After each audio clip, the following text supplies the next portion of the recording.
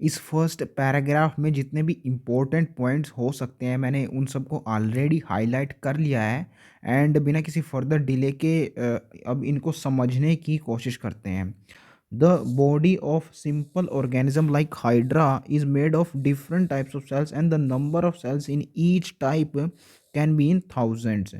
तो simple organism बोल रहा है वो हाइड्रा को, ये क्लियर है। इससे नेक्स्ट स्टेटमेंट जो बोली है कि इसमें सिर्फ डिफरेंट टाइप्स ऑफ सेल्स पाई जाती हैं, यानी टिश्यू लेवल ऑफ ऑर्गेनाइजेशन ही पाया जाता है हाइड्रा में, ये हम जानते भी हैं। हाइड्रा एक एग्जांपल होता है सीलंट्राटा का, और सीलंट्राटा और टिनोफोरा दोनों में टिश्यू लेवल ऑफ ऑर्गेनाइजेशन पाया जाता है।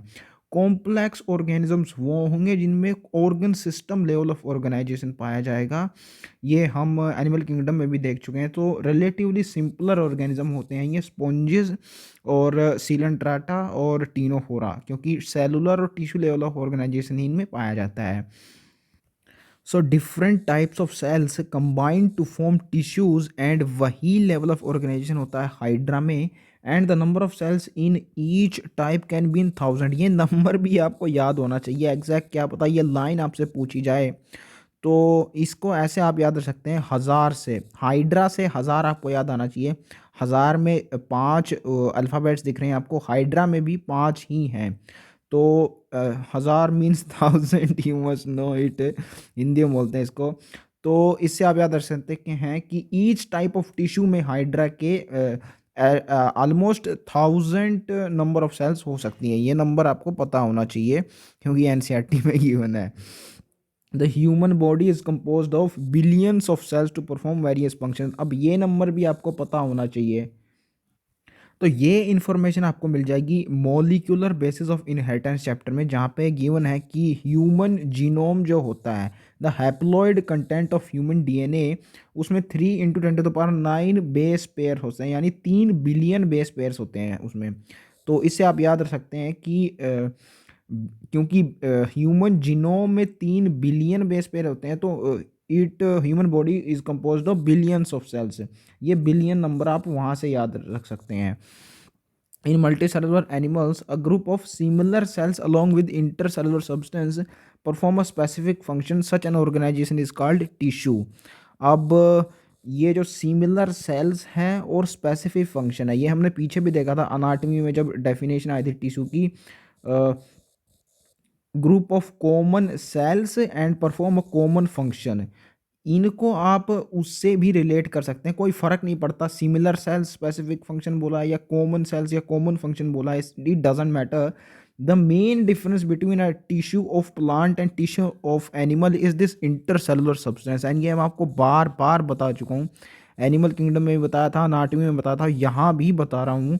एनिमल्स के अंदर पॉसिबल ही नहीं है existence of tissue without this intercellular substance, and in most of the animals this intercellular substance is either blood or lymph or both of them, so it serves the purpose of distributing nutrients among the tissues, and बिना nutrients के tissue कैसे survive कर पाएगा भाई। तो animals के अंदर अगर आपको टिश्यू की डेफिनेशन लिखनी है तो इंटरसेलुलर सब्सटेंस उसमें ज़रूर इंक्लूड होना चाहिए।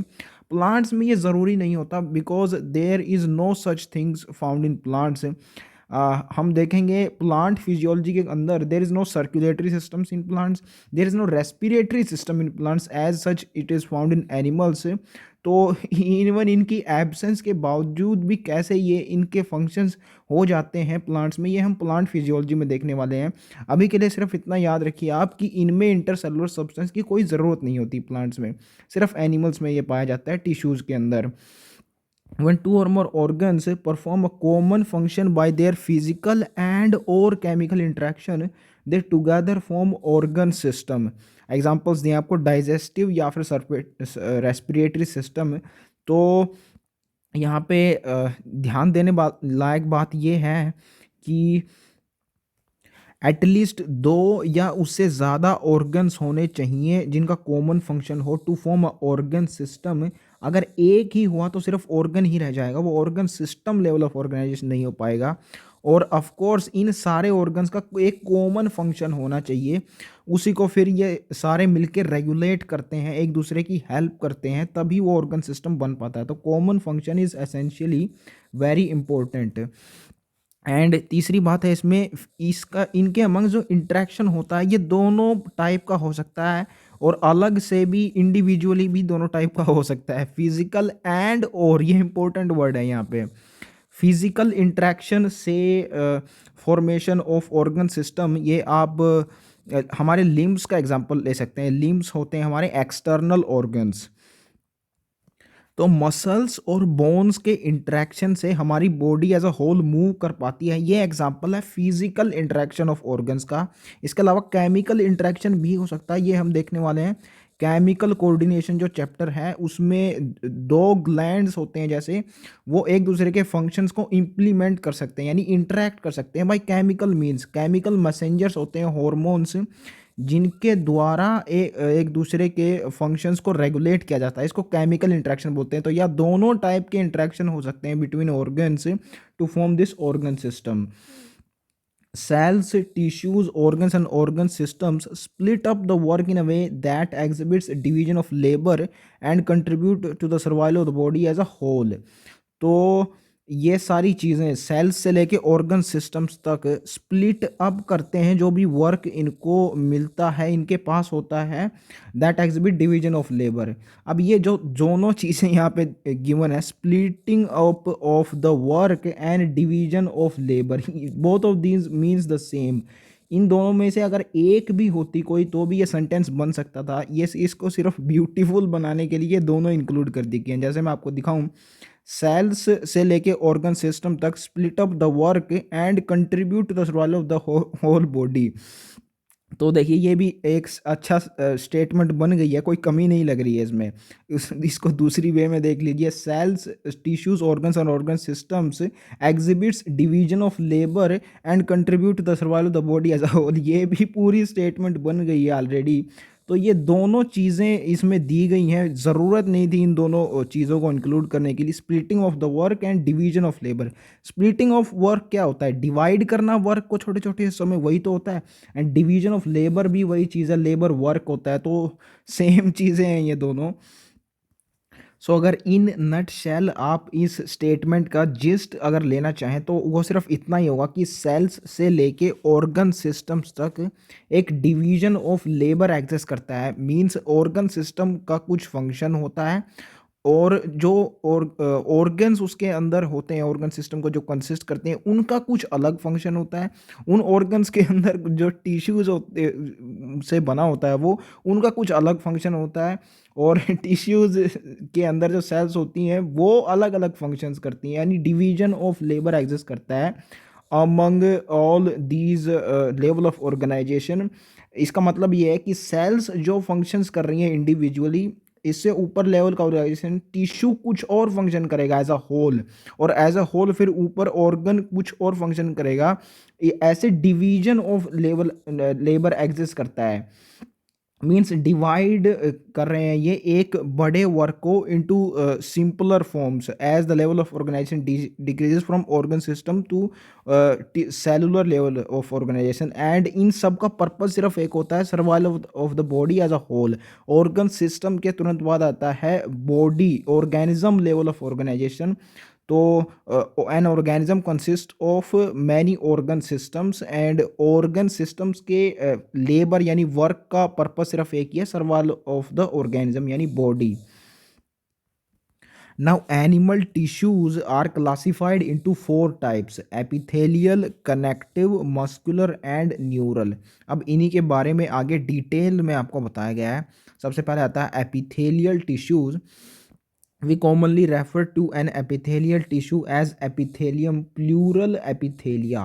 सो ये जो आई ए आता है पीछे किसी भी वर्ड के, ये प्लूरल फॉर्म ही होती है। जैसे स्टोमा हो गया, इसका स्टोमेटा की प्लूरल फॉर्म हो गई।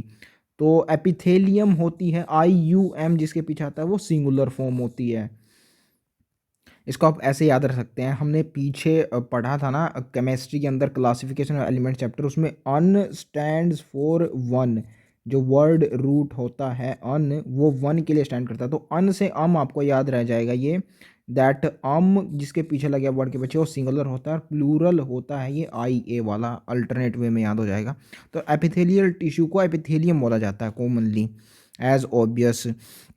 This tissue has a free surface which faces either a body fluid or outside environment, and thus provides a covering or lining for some part of the body.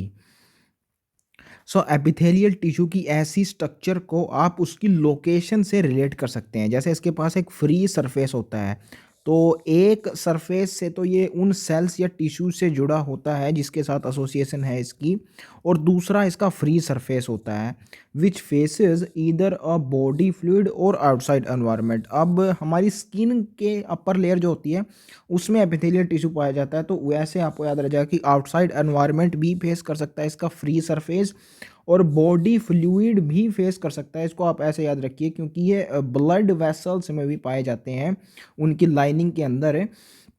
तो blood vessels का जो outside environment होता है, जो inside होता है basically, वो जहाँ पे फ्लो करता है फ्लूइड, ब्लड होता है ना, वो तो बॉडी फ्लूइड है ब्लड, तो उसको भी फेस कर सकता है free surface.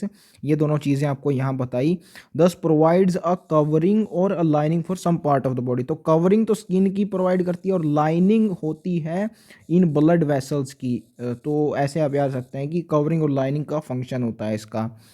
The cells are compactly packed with little intercellular matrix। ये हमने अनाटमी में भी देखा था पीछे कि जो एपिथेलियम होती है, the outermost covering of whole plant body, उसमें सेल्स कॉन्टिन्यूसली अरेंज्ड होती हैं, कॉम्पैक्टली अरेंज होती हैं। इंटरसेलुलर सब्सटेंस वहाँ तो होता ही नहीं था, बिल्कुल एब्सेंट था। यहाँ सिर्फ लिटल इंटरसेलुलर मैट्रिक्स बताई गई है। रीज़न बहुत साफ है, जो प्रोटेक्शन होता है जिसका कवरिंग दी जाती है जिस टिश्यू के द्वारा, उसमें नहीं पाया जाता इंटरसेलुलर स्पेस। लेकिन प्लांट्स के एपिथेलियम में तो एब्सेंट होता है space between these epithelial cells, और यहाँ थोड़ा सा प्रेजेंट होता है। इसको कैसे याद रखें, तो इसमें इंटरसेलुलर लिटल मैट्रिक्स पाई जाती है। इसको ऐसे याद रखिए कि एनिमल जो टिश्यूज़ होते हैं उनमें इंटरसेलुलर सब्सटेंस पाया जाता है ना, तो ये एनिमल टिश्यू ही है एपिथेलियम, क्योंकि एनिमल्स में है इसलिए इसमें थोड़ा सा पाया जाता है intercellular matrix. There are two types of epithelial tissues, namely simple and compound epithelium. Simple epithelium is composed of single layer of cells and function as a lining of body cavities, ducts and tubes. तो ये lining होती है, lining form करती है simple epithelium body cavities की, ducts की और tubes की। ये नीचे इसके फंक्शंस गिवन है, इसका डिवीजन भी गिवन है सिंपल एपिथेलियम कितने टाइप का, तो वहाँ आपको पता लग जाएगा। ये सिंगल लेयर फॉर्म करती है, इसको यहाँ से याद रखिए।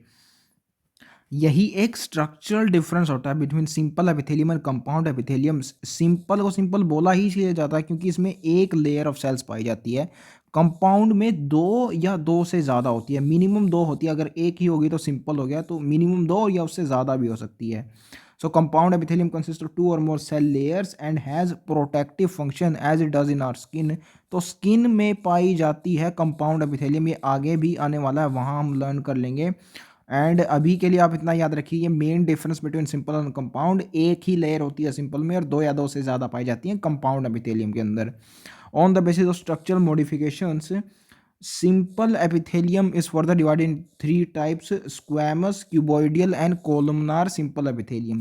तो ये क्राइटेरिया याद रखिए इनके डिवीजन का, स्ट्रक्चरल मॉडिफिकेशंस।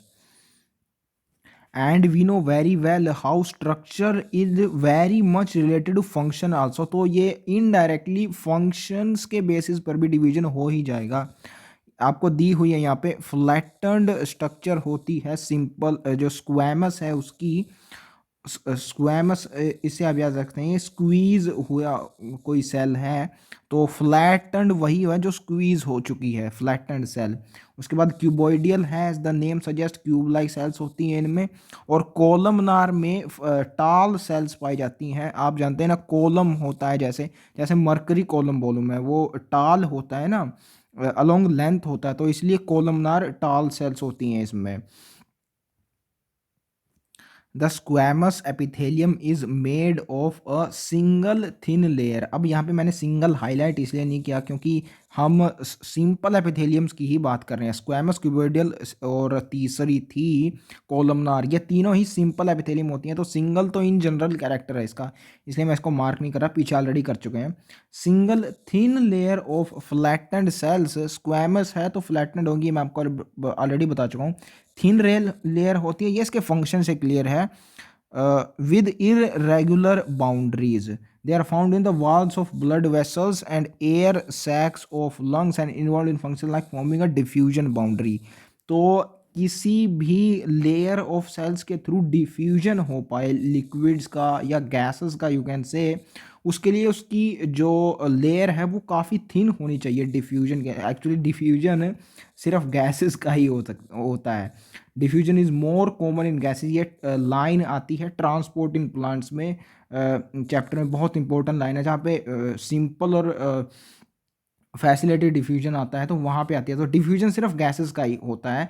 तो ब्लड वेसल्स के थ्रू जब डिफ्यूजन होता है गैसेस का, CO2 और O2 का लेन देन होता है रेस्पिरेशन के टाइम, तो वह वो होता है इस स्क्वैमस एपिथेलियम के थ्रू।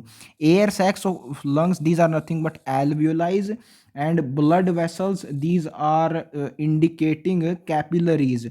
तो इनमें पाई जाती है स्क्वैमस एपिथेलियम, थिन लेयर होती है, रिक्वायर्ड है डिफ्यूजन के लिए। एंड इसमें एक और इम्पोर्टेंट कैरेक्टरिस्टिक है that it has irregular boundaries. ये अगेन इसकी स्ट्रक्चर से क्लियर होता है कि इसमें फ्लैटेंड सेल्स पाई जाती हैं। तो स्क्वीज्ड सेल्स होती हैं वो फ्लैट हो जाती हैं, उसमें कोई पर्टिकुलर स्ट्रक्चर नहीं बन पाती, जैसे क्यूबोइडल में क्यूब लाइक स्ट्रक्चर होती है, कोलमनार में कॉलम जैसी स्ट्रक्चर होती है। तो वैसा कुछ नहीं होता, इनमें स्क्वीज्ड सेल्स हैं जिनकी कोई पर्टिकुलर शेप नहीं है, इसलिए इररेगुलर बाउंड्रीज इनमें पाई जाती है। आई होप इनकी लोकेशन आपको क्लियर हो गई होगी कि क्यों वॉल्स ऑफ ब्लड वेसल्स और एयर सैक्स ऑफ लंग्स यानी एल्वियोलाई में पाई जाती हैं, क्योंकि इनका फंक्शन डिफ्यूजन होता है। The cuboidal epithelium is composed of a single layer of cube-like cells. So as obvious as the name suggests, this is commonly found in ducts of glands and tubular parts of nephrons in kidney, and its main functions are secretion and absorption। तो इसकी location आप इसके नाम से learn कर सकते हैं। CU आता है क्यूबोइडियल में, और डक्ट्स ऑफ ग्लैंड्स इसमें UC आता है, तो अगेन CU। और ट्यूब्यूलर इसमें आता है यू भी आता है क्यूबोइडियल में, और यू भी इसमें भी आता है ट्यूबुलर में। तो डक्ट्स ऑफ ग्लैंड्स और ट्यूबुलर पार्ट्स ऑफ नेफ्रॉन में पाई जाती है, आप ऐसे याद रखेंगे। एंड इसका मेन फंक्शन होता है सिक्रेशन एंड एब्जॉर्प्शन, ये इसकी स्ट्रक्चर से क्लियर होता है। Epithelium of PCT of nephron में पाई जाती है, जिसके पास माइक्रोविलाई होती हैं। और डाइजेशन एंड एब्जॉर्प्शन चैप्टर में आप पढ़ेंगे कि माइक्रोविलाई जिन सेल में पाई जाती है उनमें सरफेस एरिया इनॉर्मसली इंक्रीज हो जाता है, which helps in absorption. So in a similar way it can help in secretion also, that's how you conclude कि cuboidal cells help in secretion and absorption. Nephron एक structural and functional unit होता है kidney में, और ये excretion में of course help करता है। ये हम पढ़ेंगे जो चैप्टर है 19 चैप्टर इस बुक का, एक्सक्रीटरी प्रोडक्ट एंड देन एनिमिलेशन, या उसमें हम डिटेल में इसके बारे में पढ़ने वाले हैं। अभी के लिए सिर्फ इतना याद रखिए कि इसकी जो PCT होता है, एक PCT इसका पार्ट है, प्रोक्सिमल कॉर्नोइडल ट्यूब्यूल नेफ्रॉन का पार्ट होता है, उसकी एपिथेलियम में माइक्रोविलाई पाई जाती हैं। ऑफ कोर्स जो इसमें जो एपिथेलियम पाई जाएगी वो क्यूबोइडियल ही होगी, क्योंकि ये ट्यूब्यूल है ना, यू भी आता है इसमें, और क्यूबोइडियल में भी यू भी आता है। तो इसमें क्यूबोइडियल एपिथेलियम होगी, ये आपको याद रखना है। एंड माइक्रोविलाई होती हैं इसमें, इसका फंक्शन क्लियर हो रहा है। एब्जॉर्प्शन इसका फंक्शन है, वैसे सिक्रीशन भी होता है इसका फंक्शन PCT का। और कितना रेशो होता है बिटवीन सिक्रीशन एंड एब्जॉर्प्शन, ये एग्जैक्टली उस चैप्टर में हम देखने वाले हैं। The columnar epithelium is composed of single layer of tall and slender cells। तो अगेन मैं आपको बता चुका हूँ, कोलमनार लॉन्जिट्यूडनली जो सेल्स होती हैं अरेंज्ड, उन्हीं को बोला जाता है। और टाल एंड सिलेंडर तो ये होंगी ही। Their nuclear located at the base, ये आपको स्ट्रक्चर से क्लियर होगा। तो यहाँ स्ट्रक्चर दी है आपको कोलमनार सेल्स बियरिंग सीलिया, ये इसका न्यूक्लियस है। आई नो आपको लग रहा होगा कि ये तो एग्जैक्टली बीच में गिवन है, यहाँ थोड़ा सा नीचे लग रहा है इसमें न्यूक्लियाई। तो भले ही लगे चाहे कुछ भी, क्योंकि थ्योरी में गिवन है कि बेस पे प्रेजेंट होता है न्यूक्लियाई, तो आपको बेस पे याद रखना है। तो इसको ऐसे याद रख सकते हैं आप कि इसके फ्री सरफेस है दूसरा, उस पे माइक्रोविलाई हो सकती हैं। तो दूसरे सरफेस पे माइक्रोविलाई होती हैं, तो उसके जस्ट अपोजिट होगा न्यूक्लियस। ऐसे याद रखिए कि free surface is free from nuclei, इस स्टेटमेंट से आप याद रखिए। दूसरे सरफेस पे यानी बेस पे पाया जाता है इसका न्यूक्लिया, फ्री सरफेस फ्री होता है फ्रॉम न्यूक्लियस। इसमें माइक्रोविलाई भी हो सकती हैं, ये इसके फंक्शन से क्लियर होता है, क्योंकि इसका भी फंक्शन सिक्रेशन और एब्जॉर्प्शन ही होता है। कोलमनार और क्यूबोइडियल दोनों का फंक्शन सिक्रेशन एंड एब्जॉर्प्शन होता है, दोनों सी से स्टार्ट होती हैं, ऐसे आप याद रख सकते हैं। They are found in the lining of stomach and intestine and help in secretion and absorption. तो ये तो आप जानते ही होंगे, और नहीं जानते तो जान जाएंगे डाइजेशन एंड एब्जॉर्प्शन चैप्टर पढ़ के, कि स्टमक और इंटेस्टाइन में सीक्रेशन एंड एब्जॉर्प्शन होता है। स्टमक में सीक्रेशन होता है एंजाइम्स और एसिड्स का फॉर डाइजेशन, इंटेस्टाइन में दोनों होते हैं, absorption of digested nutrients and secretion of enzymes for digestion. तो इंटेस्टाइन में दोनों होते हैं, स्टमक में सिर्फ सीक्रेशन होता है। तो इन दोनों के लिए स्पेशलाइज्ड सेल्स होती हैं कोलमनार सेल्स, जो कि स्टमक और इंटेस्टाइन में पाई जाती हैं। इसको आप ऐसे याद रख सकते हैं कि कोलमनार सेल्स टाल होती है ना, तो इसके शुरुआत में टी आता है, और स्टमक और इंटेस्टाइन दोनों में टी आ रहा है, तो इससे आप इनकी लोकेशंस याद रख सकते हैं। इफ़ द कोलमनार और cuboidal cells bear cilia on their free surface they are called ciliated epithelium. तो सीलिएटेड दोनों हो सकती हैं, कोलमनार या क्यूबॉइडियल, दोनों में से किसी के भी अगर फ्री सरफेस पे सीलिया पाया जाता है, तो आप ऐसे याद रख सकते हैं कि सीलिएटेड सी से स्टार्ट होता है, कोलमनार क्यूबॉइडियल दोनों सी से, तो इसलिए दोनों हो सकती हैं ये। Their function is to move particles और mucus in a specific direction over the epithelium. तो हम ये इन जनरल जानते हैं कि सीलिया का यही फंक्शन होता है मोशन का। अगर आपको नहीं पता तो ये cell the unit of life में हम देखने वाले हैं, जहाँ सीलिया और फ्लैजिला का फंक्शन बताया जाता है बैक्टीरिया के अंदर। तो मेनली यही फंक्शन होता है सीलिया और फ्लैजिला का, मूवमेंट ऑफ अदर पार्टिकल्स। सीलिया का अदर पार्टिकल्स होता है, फ्लैजिला उस ऑर्गेनिज्म को भी मूव करवा देता है। तो सीलिया क्योंकि छोटा होता है, तो it cilia only moves particles और mucus in a specific direction over the epithelium. क्योंकि एपिथेलियम के ये ऊपर पाई जाती हैं फ्री सरफेस पे, तो उसके ऊपर से डिफरेंट पार्टिकल्स को मूव करने में हेल्प करती हैं। एग्जाम्पल्स आगे दिए हैं। They are mainly present in inner surface of hollow organs like bronchioles and fallopian tubes. तो फैलोपियन ट्यूब्स और ब्रोंक्यूल्स ये होलो पाइप्स होती हैं, और इनके इनर सरफेस पे पाई जाती है सिलिएटेड एपिथेलियम।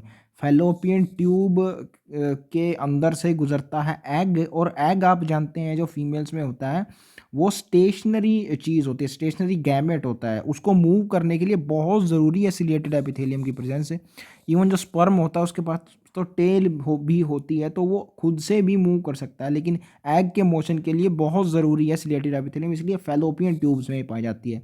दूसरा ब्रोंकाइल्स में होती है, तो for the motion of mucus and even though oxygen भी तो आती है उसके अंदर से, तो उसके मोशन में भी एड करती है सीलिएटेड एपिथेलियम।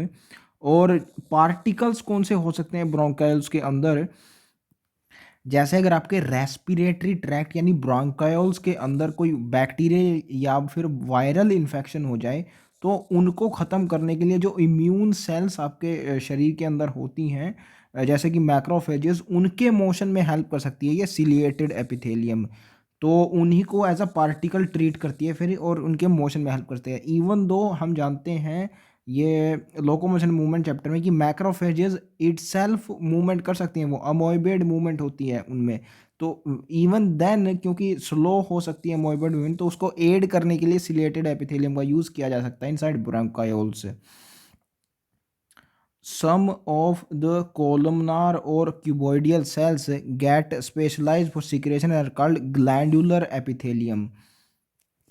तो कोलमनार और क्यूबॉइडियल सेल यूजुअली सीक्रेशन और एब्जॉर्प्शन दोनों फंक्शन होते हैं इनके, लेकिन जब सिर्फ सीक्रेशन के लिए स्पेशलाइज्ड हो जाती हैं तब इनको ग्लैंडुलर एपिथेलियम बोलते हैं। तो इससे आपको क्लियर हुआ कि ग्लैंड्स का सिर्फ एक फंक्शन होता है सिक्रेशन का।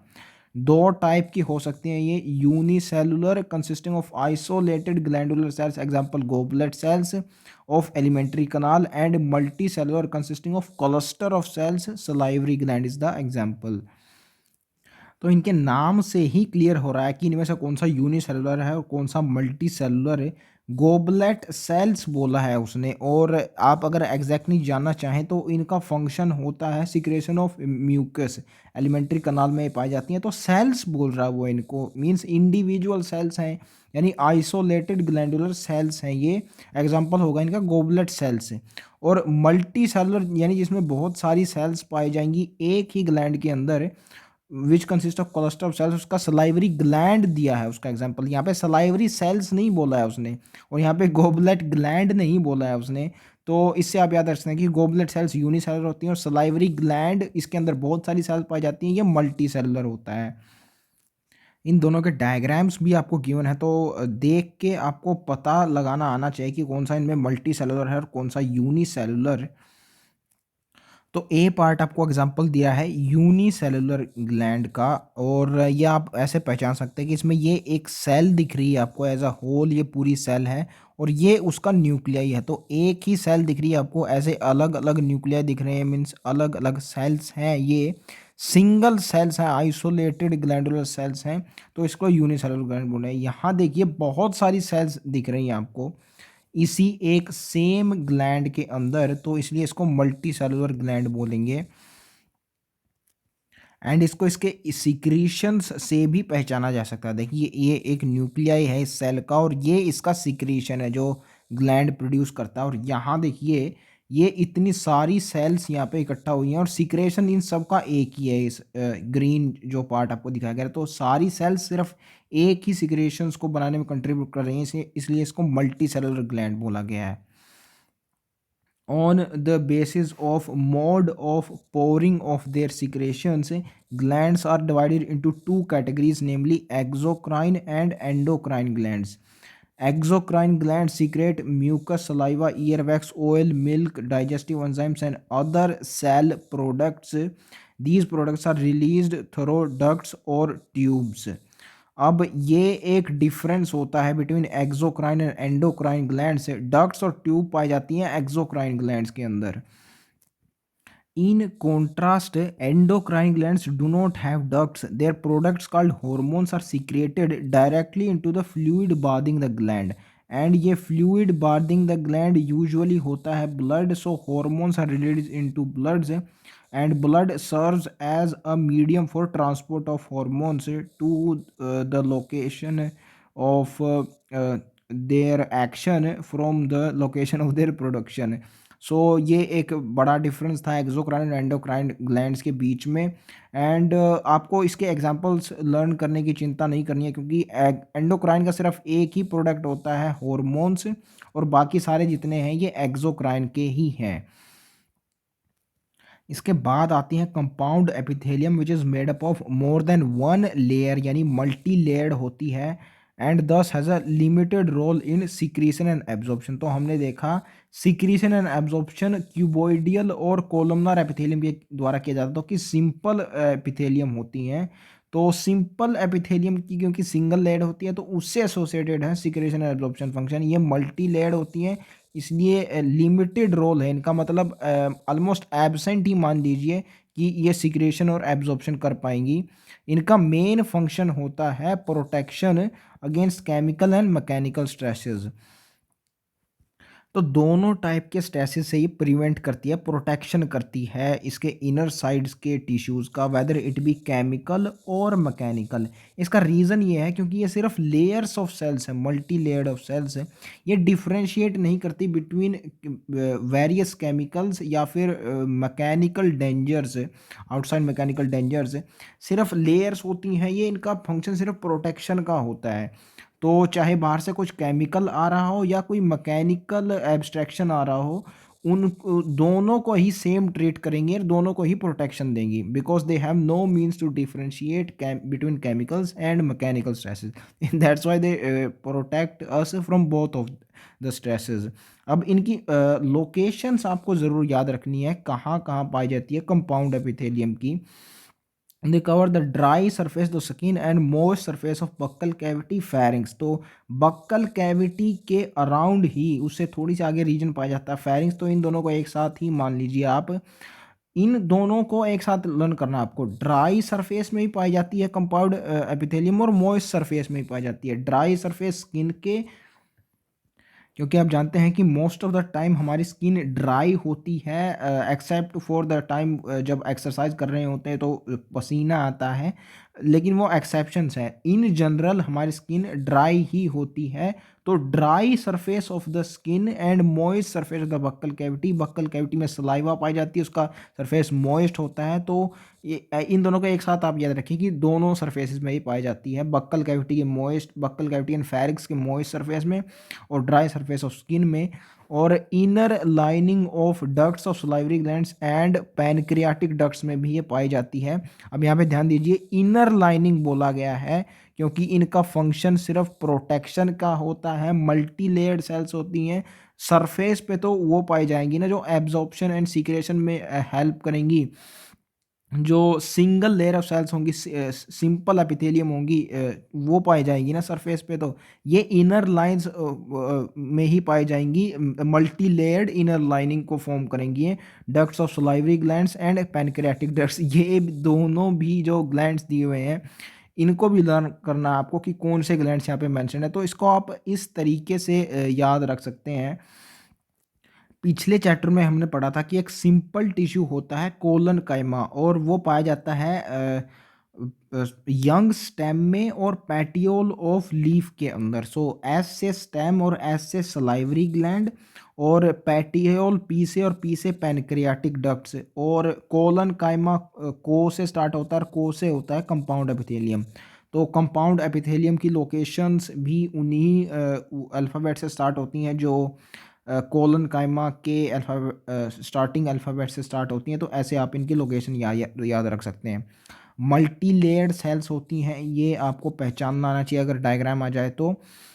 कंपाउंड एपिथेलियम की मल्टी लेयर्ड होती है because of its protective function. All the cells in epithelium are held together with the help of little intercellular material। हम देख चुके हैं लिटल मैट्रिक्स होती है इनमें, रीज़न भी हम जान चुके हैं इसका। In nearly all animal tissues specialised junctions provide both structural and functional links between individual cells. तो ये इनके फंक्शंस, इन जंक्शंस के आपको इनके एग्जांपल से लर्न हो जाएगा। स्ट्रक्चरल लिंक प्रोवाइड करते हैं, प्रोवाइड भी करते हैं जंक्शन, बिकॉज दो सेल्स को पकड़े रखते हैं एक दूसरे के साथ फिजिकली, तो ये स्ट्रक्चरल लिंक हो गया। और फंक्शनल लिंक्स भी ये प्रोवाइड करते हैं, मींस जो आयंस का एक्सचेंज होता है या फिर दूसरे मॉलिक्यूल्स का एक्सचेंज होता है बिटवीन वेरियस सेल्स, उसको भी ये फैसिलिटेट करते हैं। तो फंक्शनल लिंक्स भी दो सेल्स के बीच में जंक्शंस के द्वारा फैसिलिटेट किया जाता है। 3 types of cell junction are found in epithelium and other tissues. तो सेल जंक्शंस हर जगह पाए जाते हैं एंड बेसिकली ये कनेक्टिव टिश्यू के टाइप होते हैं, जो कि आगे हम पढ़ने वाले हैं नेक्स्ट ही सेक्शन में। क्योंकि ये कनेक्टिव टिश्यू ही होती हैं जो डिफरेंट टाइप्स ऑफ टिश्यूज़ को कनेक्ट करते हैं, as the name is suggesting. तो क्योंकि ये डिफरेंट टाइप्स ऑफ सेल्स को कनेक्ट कर रहे हैं, तो इसलिए इनको जंक्शंस भी बोल सकते हैं आप, जंक्शन में पाए जाते हैं। ऑफ कोर्स एपिथेलियम में भी होंगे ये और दूसरे टिश्यूज़ में भी पाए जाएंगे, क्योंकि नीचे देखिए कनेक्टिव टिश्यू की जो पहली ही लाइन है, it is most abundant and widely distributed. तो कहाँ नहीं होंगे कनेक्टिव टिश्यू, एपिथेलियम और बाकी सारे टिश्यूज़ में पाए जाएंगे। These are called tight adhering and gap junctions. अब ये आपको पता होना चाहिए कि कौन से जंक्शन का क्या फंक्शन है। ये इस पे आई थिंक 2021 में क्वेश्चन आया है रिसेंट ईयर में। मैंने जो पेपर सोल्व किया है बायोलॉजी का, उसमें जो 200वां क्वेश्चन है, लास्ट क्वेश्चन 200 क्वेश्चन, वो था इन पे, मुझे अभी भी याद है। टाइट जंक्शन और एडरिंग जंक्शन के ऊपर था वो क्वेश्चन, आपको फंक्शंस पता होना चाहिए। Tight junction help to stop substances from leaking across a tissue. तो इन जंक्शंस में भी इनके फंक्शंस का एक सीक्वेंस फॉलो फॉलो होता है। टाइट, एडरिंग और गैप तक जब आप जाते हैं तो ये सीक्वेंस आपको याद होना चाहिए। टैग वर्ड से आप याद रख सकते हैं इसको। टैग होता है ना, फेसबुक वगैरह में टैग किया जाता है, तो उससे आप याद रख सकते हैं ये सीक्वेंस है। टाइट जंक्शन में जैसे सब्सटेंसेस को स्टॉप किया जाता है फ्रॉम लीकिंग अक्रॉस टिश्यू। सबसे ज़्यादा जिसमें जुड़ाव होता है सेल्स के बीच में वो टाइट जंक्शंस में होता है। मोस्ट टाइटली हेल्ड सेल्स इसमें पाई जाती हैं, बिकॉज कुछ भी इंटरसेलुलर सब्सटेंस को लीक होने से बचाती है अक्रॉस अ टिश्यू। ये स्टॉप सब्सटेंसेस फ्रॉम लीकिंग, तो सबसे ज़्यादा टाइटली हेल्ड होते हैं इसमें cells. That's what I want to say, that's why tight junctions. Adhering junction उसके बाद आते हैं perform cementing to keep neighbouring cells together. अब यहाँ पे कोई गारंटी नहीं है कि जो सब्सटेंस की लीकेज को स्टॉप की जाएगी, ऐसा कुछ नहीं है। सिर्फ एडरिंग जंक्शंस दो सेल्स, नेबरिंग सेल्स को जो एक दूसरे के पास पास हैं, उनको एक दूसरे को सीमेंट करने का काम करती हैं, यानी एक दूसरे के साथ वो बनी रहें, ऐसा एडरिंग का काम करते हैं। Adhering means, adhere means to just join और कीप नेबरिंग सेल्स टुगेदर। तो ये फंक्शन होता है एडरिंग जंक्शंस का। ऑफ कोर्स टाइट जंक्शन से कम होता है इनमें दो सेल्स के बीच में attraction as compare to tight junctions. और गैप जंक्शन में सबसे लीस्ट हो जाता है। Gap junction facilitate the cells to communicate with each other by connecting the cytoplasm of adjoining cells for rapid transport of ions, small molecules and sometimes big molecules. तो again gap junctions में gap as the name suggest, gap ही हो जाता है sales के बीच में, और कम्युनिकेशन सिर्फ गैप जंक्शन के थ्रू ही हो पाती है। देखिए, इवन दो एडरिंग जंक्शंस में अच्छी खासी डिस्टेंस होती होगी बिटवीन वेरियस सेल्स, बिकॉज इसमें जो सब्सटेंस होते हैं सेल्स के, उसको लीकेज होने से नहीं बचाया जा रहा, वो टाइट जंक्शन में ही बचाया जा रहा। तो इसमें एटलीस्ट टाइट जंक्शन से थोड़ी ज़्यादा स्पेस होगी, लेकिन फिर भी इसमें कम्युनिकेशन पॉसिबल नहीं है। आगे सिर्फ गैप जंक्शन में ही कम्युनिकेशन पॉसिबल हो पाई है। ये आपको इम्पोर्टेंट पॉइंट याद रखना है, क्योंकि सबसे ज़्यादा इसमें डिफरेंस पाया जाता है between cells. And of course by connecting their cytoplasm only. यार, एक सेल के साइटोप्लाज्म में कुछ सब्सटेंसेस प्रोड्यूस होंगे जो दूसरी सेल्स के काम आ जाएंगे, तो उस कम्युनिकेशन के लिए गैप जंक्शंस का यूज़ किया जाता है for rapid transfer of ions and small molecule. या आयंस और स्मॉल मॉलिक्यूल, क्योंकि ये छोटे होते हैं, आयंस तो छोटे होते ही हैं, और मॉलिक्यूल्स स्मॉलर वंस, इनका रैपिड ट्रांसफ़र हो सकता है। ऑफ कोर्स आपको समझ में आ रहा होगा कि जितनी छोटी चीज़ होगी उतनी तेज़ी से उसका ट्रांसपोर्ट किया जा सकता है। And sometimes big molecules, big molecules के साथ समटाइम्स वर्ड एसोसिएट कर दिया गया है यहाँ पे। तो इसको आप ऐसे समझ सकते हैं कि हमारी बॉडी में जो आयंस होते हैं, जैसे कैल्शियम, पोटेशियम या सोडियम, और जो स्मॉलर मॉलिक्यूल्स होते हैं जैसे ग्लूकोज, फ्रक्टोज, उनका जनरली या फिर ऑलवेज ट्रांसफ़र होता रहता है इन गैप जंक्शंस के थ्रू। लेकिन जो बिगर मॉलिक्यूल्स होते हैं, जैसे अगर आप एक्सरसाइज कर रहे हैं और जो ग्लूकोज यानी कार्बोहाइड्रेट का स्टॉक है आपकी बॉडी के अंदर वो ख़त्म हो जाए, तो उसके बाद प्रोटीन्स टूटने स्टार्ट होते हैं, और फिर उसके बाद फैट्स भी टूटने स्टार्ट होते हैं। तो फैट्स और प्रोटीन मॉलिक्यूल्स बड़े होते हैं as compare to this carbohydrates, glucose like molecules. So only some times इनका ट्रांसफ़र होता है ना गैप जंक्शन के थ्रू, यानी इनको तोड़ने की ज़रूरत ही समटाइम्स ही पड़ती है जब आप बहुत हाई अमाउंट ऑफ एक्सरसाइज करते हैं और ग्लूकोज का स्टॉक यानी कार्बोहाइड्रेट्स का स्टॉक खत्म हो जाता है बॉडी से, तो तभी इनके ट्रांसफ़र की ज़रूरत पड़ती है। तो इसलिए समटाइम्स वर्ड यहाँ पे यूज़ किया गया है। और रैपिड ट्रांसफ़र होता है आयंस और स्मॉल मॉलिक्यूल्स के साथ, ये भी मैं आपको एक्सप्लेन कर चुका हूँ। इसके बाद आता है connective tissue which is most abundant and widely distributed in the body of complex animals. तो ये इसके फंक्शन से क्लियर होता है। इसका स्पेशल फंक्शन है of linking and supporting other tissues और ऑर्गन्स। तो कहाँ नहीं बॉडी में ज़रूरत होगी दूसरे टिश्यूज़ या ऑर्गन्स को लिंक करने की या फिर उनके फंक्शंस को सपोर्ट करने की। तो हर जगह ज़रूरत होगी, इसलिए कनेक्टिव टिश्यू मोस्ट अबंडेंट होता है among all the 4 types of tissue. ये इंपॉर्टेंट पॉइंट है, इसके रिगार्डिंग मोस्ट अबंडेंट टिश्यू कौन-सा होता है, ये आपसे पूछा जा सकता है। और इसका फंक्शन ये होता है, इसका नाम ही इसलिए रखा गया है connective tissue because of its special function of linking and supporting other tissues slash organs of the body. The range from soft connective tissue to specialized types. अब ये यहाँ पे एक इम्पोर्टेंट चीज़ आ गई, यहाँ पे specialised types of connective tissue में include किया गया है cartilage, bone, adipose and blood. And थोड़ी सी आगे चल के ही कार्टिलेज, बोन्स एंड ब्लड, सिर्फ इन तीनों को स्पेशलाइज्ड कनेक्टिव टिश्यू कहा गया है। तो ये आपको कॉन्ट्राडिक्शन लग सकता है कि इस चैप्टर में हुआ है एक जगह सिर्फ 3 को इंक्लूड किया गया है, एक जगह चारों को इंक्लूड कर लिया गया है। तो इसको आपको समझ में आना चाहिए कि अगर इस पे क्वेश्चन आ जाए तो आपको क्या करना है। तो फैक्ट ये है कि एडिपोज टिश्यू भी स्पेशलाइज्ड कनेक्टिव टिश्यू होता है। It is specialised for storing fat and इसको एनसीईआरटी में एक अलग कैटेगरी में रखा गया है, लूज कनेक्टिव टिश्यू की कैटेगरी में। 3 कैटेगरी बनाई है कनेक्टिव टिश्यू की, लूज, डेंस एंड स्पेशलाइज्ड। तो स्पेशलाइज्ड में इसको नहीं रखा गया है, लूज में रखा गया है। तो अगर क्वेश्चन आपके पास ऐसा है कि ये कौन सा कनेक्टिव टिश्यू है, लूज, डेंस या स्पेशलाइज्ड, तो आपको स्पेशलाइज्ड नहीं सिलेक्ट करना है, लूज कनेक्टिव टिश्यू सिलेक्ट करना है, क्योंकि इसी की कैटेगरी के अंदर डाला गया है एनसीईआरटी में। लेकिन अगर क्वेश्चन ऐसा हो कि इनमें से कौन से स्पेशलाइज्ड कनेक्टिव टिश्यू हैं और उनमें एडिपोज टिश्यू भी हो, तो आपको उसको सेलेक्ट ज़रूर कर लेना है, क्योंकि ये फैक्ट होता है कि एडिपोज टिश्यू भी स्पेशलाइज्ड ही है। यहाँ पे गिवन है कि एडिपोज स्पेशलाइज्ड है, इवन थ्योरी में भी इस चैप्टर की समरी में भी गिवन है कि एडिपोज स्पेशलाइज्ड होता है। सिर्फ यहाँ आगे इसको इंक्लूड नहीं किया गया है कि एडिपोज भी स्पेशलाइज्ड होता है, क्योंकि पीछे ऑलरेडी लूज में डिस्कशन उसका किया जा चुका है। And cartilage, bone and blood का आगे यहाँ डिस्कशन हो रहा है, तो इसलिए यहाँ पे उसको इंक्लूड नहीं किया गया स्पेशलाइज्ड में। आपको एज अ फैक्ट पता होना चाहिए कि एडिपोज होता है स्पेशलाइज्ड कनेक्टिव टिश्यू।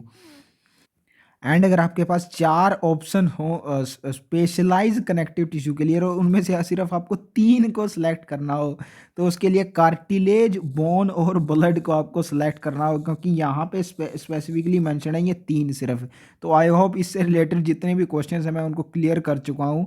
आपको एनसीईआरटी के अकॉर्डिंग ही काम करना होगा इस एडिपोज टिश्यू के रिगार्डिंग। तो सॉफ्ट कनेक्टिव टिश्यू होते हैं, ऑफ कोर्स जो लूज हैं वो सॉफ्ट कनेक्टिव टिश्यू होते हैं। स्पेशलाइज्ड टाइप्स भी मैंने आपको बता दिए क्या क्या इनमें इंक्लूड होता है। In all connective tissues except blood cells secrete fibres of structural proteins called collagen और इलास्टिन।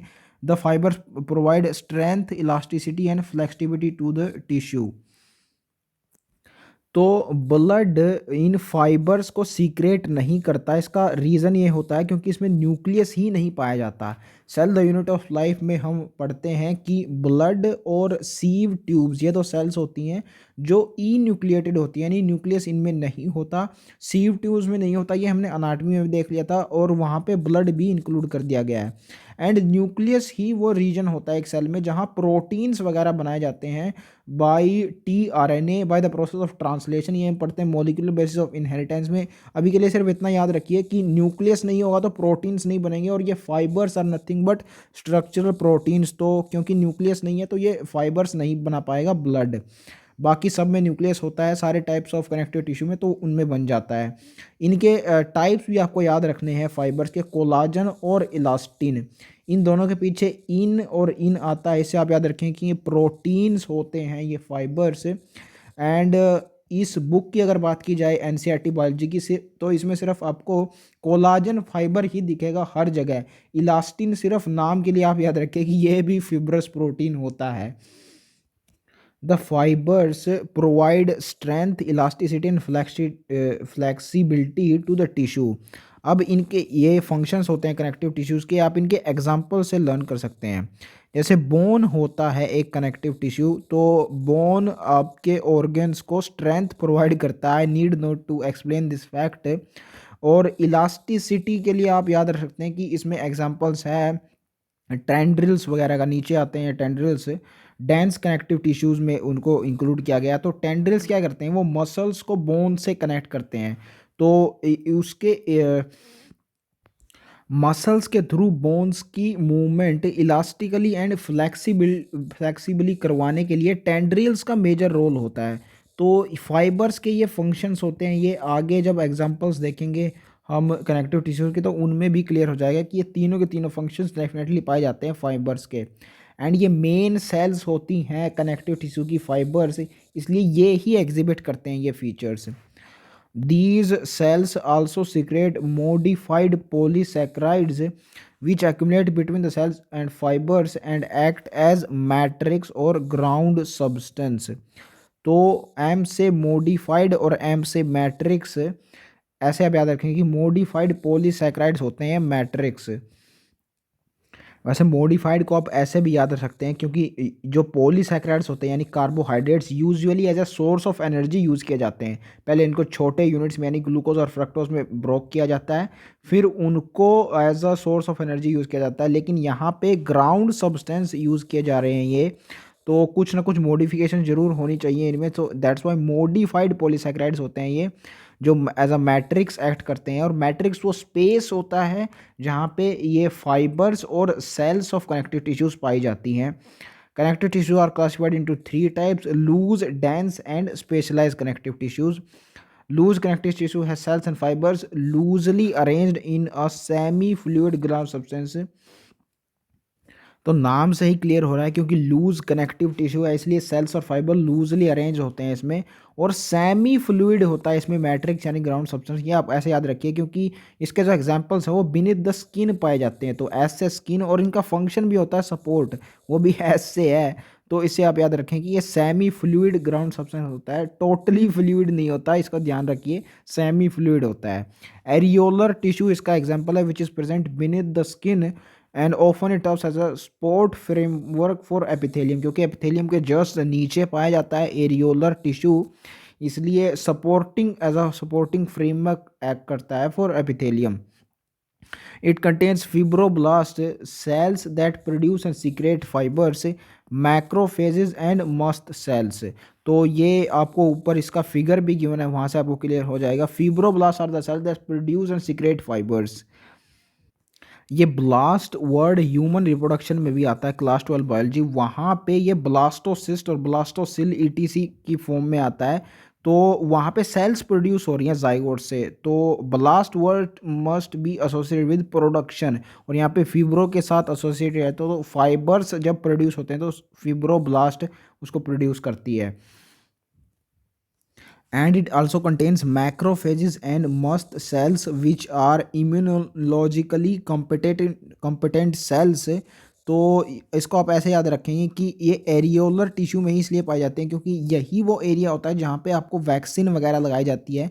इन्हीं इम्यूनोलॉजिकल सेल्स की स्ट्रेंथ को इंक्रीज करने के लिए आपको वैक्सीन लगाई जाती है, तो एरियोलर टिश्यू में ही पाई जाती हैं ये, ऐसे आप याद रखेंगे इसको। Adipose tissue is another type of loose connective tissue located mainly beneath the skin। तो ये भी स्किन के नीचे ही पाया जाता है, लेकिन ये एरियोलर से नीचे पाया जाएगा क्योंकि it is just present beneath the skin and supporting framework. Supporting framework सिर्फ एरियोलर होता है, ये आपको याद रखना है। और स्पेशलाइज फंक्शन एडिपोस का स्टोरेज होता है ना कि सपोर्ट, ये आपको पता होना चाहिए। आपको ऐसे ऐसे को इसको याद रख सकते हैं कि एरियोलर में ये पाई जाती है ना मैक्रोफेजेस और मस्ट सेल, जो कि प्रोटेक्शन करती है यानी सपोर्ट करती है ना बॉडी को। तो इसे आप याद रखेंगे, सपोर्ट फ्रेमवर्क सिर्फ एरियल होता है ना कि adipose. Located mainly beneath the skin, the cells of this tissue are specialized to store fats। The excess of nutrients which are not utilized immediately are converted into fats and stored in this tissue। तो fat storage के लिए use होता है ये adipose tissue.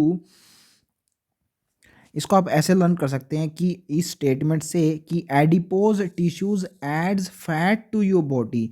तो जो tissue आपकी body में फैट को ऐड करता है वो एडिपोज है, ऐड से एडिपोज।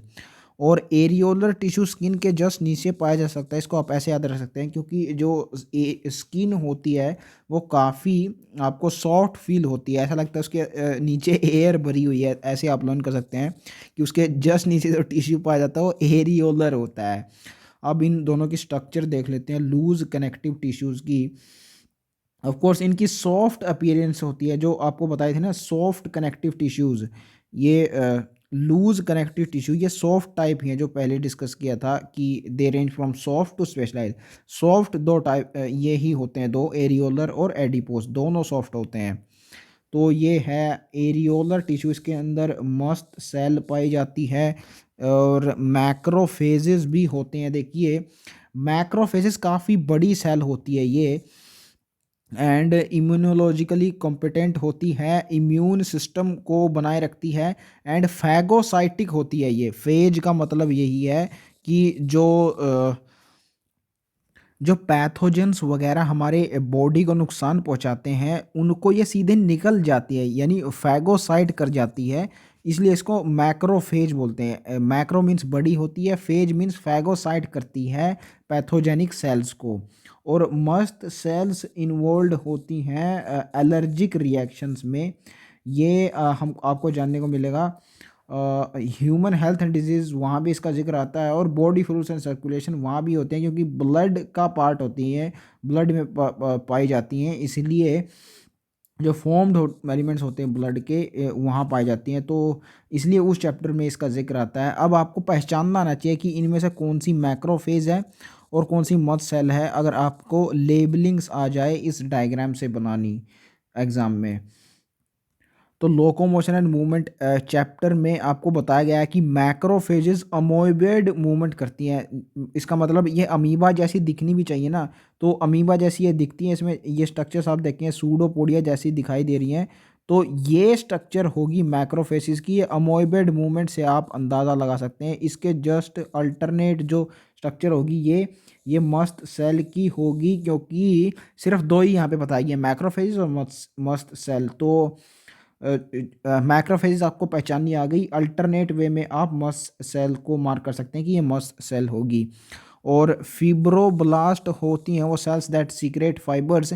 यहाँ पे कोलाजन फाइबर्स हैं, ये आपको लर्न करने की ज़रूरत नहीं है कि कोलाजन है या इलास्टिन फाइबर्स। मैंने आपको बताया कि इस बुक में हर जगह आपको मिलेंगे सिर्फ कोलाजन फाइबर्स। इवन जो क्लास 12 बायोलॉजी की बुक है वहाँ भी कहीं भी आपको इलास्टिन फाइबर नहीं मिलेगा।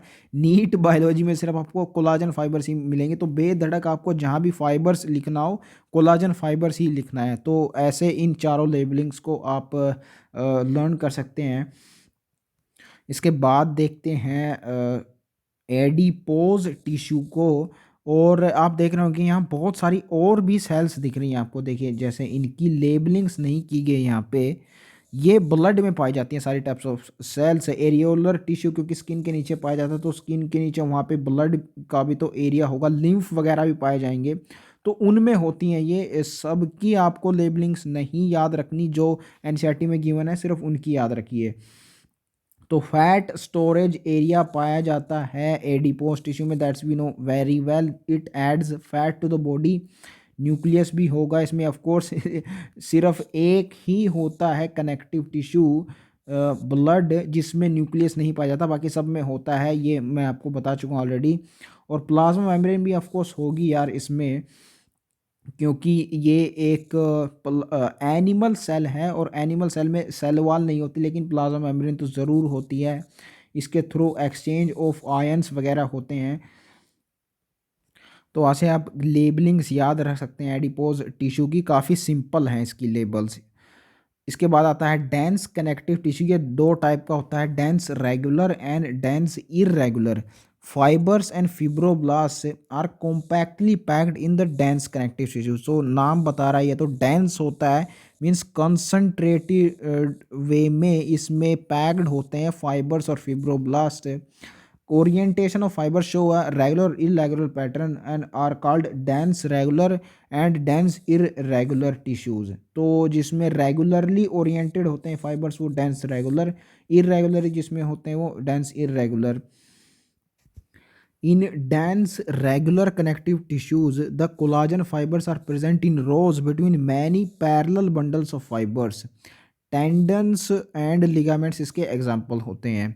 तो collagen fibres parallel bundles of fibres के बीच में प्रेजेंट होते हैं. ये bundles of fibres are nothing but fibroblast, क्योंकि यही प्रोड्यूस करते हैं फाइबर्स को, इसलिए इनको बंडल्स भी बोला जाता है फाइबर्स का. तो बेसिकली फाइबर्स, कोलाजन फाइबर्स और फिब्रोब्लास्ट दोनों अरेंज होते हैं इन अ सेम मैनर, यानी पैरेलली अरेंज होते हैं जिसमें सेम मैनर में, उसको डेंस रेगुलर बोलते हैं. Tendons which attach skeletal muscles to bones and ligaments which attach one bone to another example of this tissue. तो यहाँ पे आपको पता होना चाहिए कि इनमें से कौन दो डिफरेंट चीज़ों को जोड़ रहा है, यानी मसल्स को बोन से, और कौन दो सेम चीज़ों को जोड़ रहा है, यानी एक बोन को दूसरी बोन से. तो मैंने इसको ऐसे याद रखा हुआ है, टेंडन्स में दो आता है तो it connects to different things, ऐसे आप याद रख सकते हैं. मसल्स को बोन से टेंडन्स जोड़ता है, तो इसके अल्टरनेट वे में आप याद रखेंगे ligaments connect to same things, यानी वन बोन टू अनदर. ये डेंस रेगुलर टिश्यू का एग्जांपल होते हैं, ये भी आपको याद रखना होगा. तो क्योंकि डेंस रेगुलर कनेक्टिव टिश्यूज में पैरेलली अरेंज्ड होते हैं फाइबर्स, तो इस अरेंजमेंट से स्ट्रेंथ काफ़ी हो जाती है इस टिश्यू की. तो स्ट्रेंथ वाले काम भी ये करेगा, मसल्स को बोन्स से कनेक्ट करेगा, उनको जोड़ेगा और दो बोन्स को जोड़ेगा. तो इन वर्क्स के लिए स्ट्रेंथ काफ़ी रिक्वायर्ड होती है, इसलिए डेंस रेगुलर के टाइप्स एग्जांपल्स होते हैं टेंडन्स और लिगामेंट्स. इसके जस्ट अपोजिट डेंस इरेगुलर में फिब्रोब्लास्ट और fibres mostly collagen differently oriented होते हैं. तो इनमें ओरिएंटेशन का, क्योंकि एक सेम सीक्वेंस नहीं होता, पैरेलली अरेंज नहीं होते, डिफरेंट ओरिएंटेशन होती है, तो इसलिए इनमें स्ट्रेंथ अच्छी प्रोड्यूस नहीं हो पाती. और इनकी लोकेशन इससे क्लियर है, they are present in the skin. तो एक तो कोई टिश्यू स्किन में प्रेजेंट है और एक टिश्यू कनेक्ट कर रहा है मसल को बोन से और वन बोन टू अनदर, तो स्ट्रेंथ किस में ज़्यादा होनी चाहिए ये आपको क्लियर हो रहा होगा, और कौन सा रेगुलर है कौन सा इरेगुलर है ये भी आपको क्लियर हो गया होगा इसके एग्जाम्पल से. इसमें एक चीज़ आपने नोटिस करी होगी कि यहाँ फाइबर्स की जगह मोस्टली कोलाजन लिखा गया है और ऊपर भी सिर्फ कोलाजन फाइबर्स ही थे. तो जैसा कि मैं आपको बार बार बता चुका हूँ कि नीट बायोलॉजी में सिर्फ कोलाजन फाइबर्स ही आपको देखने को मिलेंगे, एंड इस चीज़ का सिग्निफिकेंस एग्ज़ाम में देखने को मिल चुका है ऑलरेडी. 2019 का आई थिंक ये पेपर था जिसमें आई के ऊपर क्वेश्चन था और उसमें ऑप्शंस में से एक में इलास्टिन फाइबर्स पूछा गया था ऑप्शंस में. तो आप उसको देखते ही एलिमिनेट कर देते हो उस ऑप्शन को, क्योंकि इलास्टिन फाइबर तो है ही नहीं कहीं भी एनसीईआरटी में, तो वो तो ऑप्शन नहीं हो सकता, इसलिए उसको देखते ही एलिमिनेट कर देते. तो इसलिए इस चीज़ का सिग्निफिकेंस है कि एनसीईआरटी में सिर्फ कोलाजन फाइबर्स ही दिए हुए हैं. आई से रिलेटेड क्वेश्चन था वो 2019 में. अब इनकी स्ट्रक्चर्स देख लेते हैं कोलाजन फाइबर्स की, डेंस और इरेगुलर, डेंस रेगुलर और डेंस इरेगुलर कनेक्टिव टिश्यूज़ के अंदर. वैसे आपने थ्योरी ध्यान से पढ़ लिया तो आपको दिख ही रहा होगा इनका परसेप्टेबल डिफरेंस इन दोनों में. ए पार्ट है डेंस रेगुलर का, आप देख सकते हैं इसमें पैरेलली अरेंज्ड हैं सारे फाइबर्स और फिब्रोब्लास्ट है, कोलाजन ही फाइबर होंगे इसमें, ये तो ऑब्वियस है. और इरेगुलर के अंदर आप देखिए फिब्रोब्लास्ट और फाइबर्स की ओरिएंटेशन डिफरेंट है, पैरेलल तो कहीं से भी नहीं है. तो बहुत इजीली ये डिफ्रेंशिएट किया जा सकता है अगर ये दोनों डायग्राम्स लेके आपसे पूछा जाए कि कौन सा रेगुलर है और कौन सा इरेगुलर है. Cartilage, bones and blood are very types of specialised connective tissue. मैं आपको ऑलरेडी बता चुका हूँ इनके बारे में कैसे आपको डील करना है अगर स्पेशलाइज्ड कनेक्टिव टिश्यू से रिलेटेड क्वेश्चन आए. आई थिंक इस लेक्चर की लेंथ ऑलरेडी इनफ हो चुकी है, सो कार्टिलेज से आगे हम कंटिन्यू कर लेते हैं in the next lecture. And मुझे लगता है इसमें बहुत ज़्यादा लेक्चर्स नहीं लगने वाले हैं क्योंकि हम अर्थवॉर्म और फ्रॉग को इंक्लूड नहीं करने वाले इस चैप्टर के अंदर. रीज़न क्या है इसका वो मैं आपको तभी बताऊंगा जहाँ पे अर्थवॉर्म वाला पेज आता है. तो कार्टिलेज से आगे कंटिन्यू करते हैं द नेक्स्ट लेक्चर।